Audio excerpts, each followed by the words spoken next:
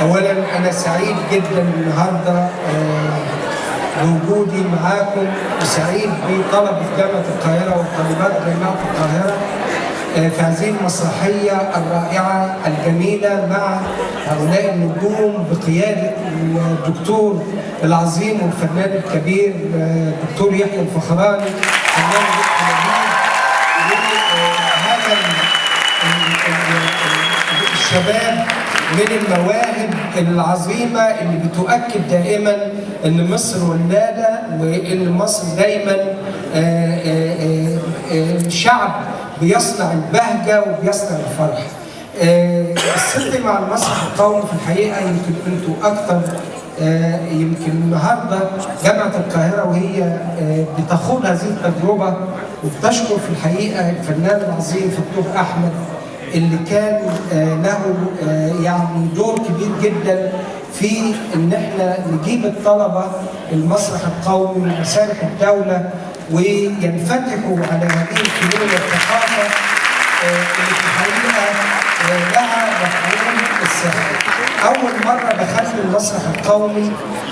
عندما كنت طالبا في الجامعة، وأتيت إلى العتبة والأوبرا عشان أتمشى فيها، فوجدت إعلان عن مسرحية البهلوان للدكتور يحيى الفخراني، وكنت قد قرأتها رواية للكاتب الكبير يوسف إدريس، فقطعت تذكرة ودخلت، فبدأ حبي وعشقي للمسرح من المسرح القومي. وحصل إن أنا مرة واحدة بس دخلت مسرح خاص، فوجدت الفرق بين المسرح القومي والمسرح الخاص فرق كبير جدا، وده بيستدعي دور الدولة وبيستدعي دور فنانينا الكبار والعظام ان هم يقدموا اعمال تليق بهذا الشباب الجميل، وبدعوا كل المؤسسات وكل الجامعات وكل الدنيا ان محاربة الارهاب وتفكيك بنية التطرف في عقول الشباب لا تكون الا باستخدام هذه الفنون وباستخدام الثقافة وباستخدام الفكر. أنا النهارده سعيد جدا إن هذه التجربة نجحت، سعيد بتفاعل طلاب جامعة القاهرة، ببقى سعيد جدا لما بمشي في الجامعة ويجي طالب يقول لي أنا حضرت المسرحية للدكتور يحيى الفخراني وأنا حاسس إن الجامعة بتعمل لنا حاجات عمرنا ما كنا نتصور إن الجامعة بتعملها. كده إحنا نجحنا. بنشكر الفنانين الكبار العظام النهارده الدكتور يحيى الفخراني وهو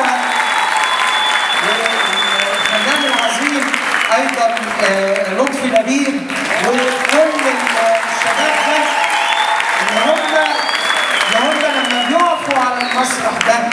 يمكن وقفتهم على المسرح وادائهم للمسرحيه دي مش معايير ابدا اقتصاديه ولا ماديه، بيقدموا حاجه هتعود للوطن لهذا الشباب. انا في الحقيقه سعيد جدا، سعيد بيكم، سعيد بالمسرح القومي، سعيد بهذه التجربه، وسوف ننفتح عليها وعلى مسارح الدوله، وطول ما في مسرح دوله طول ما جامعه القاهره هتكون مساهمه فيه بهذا الشكل.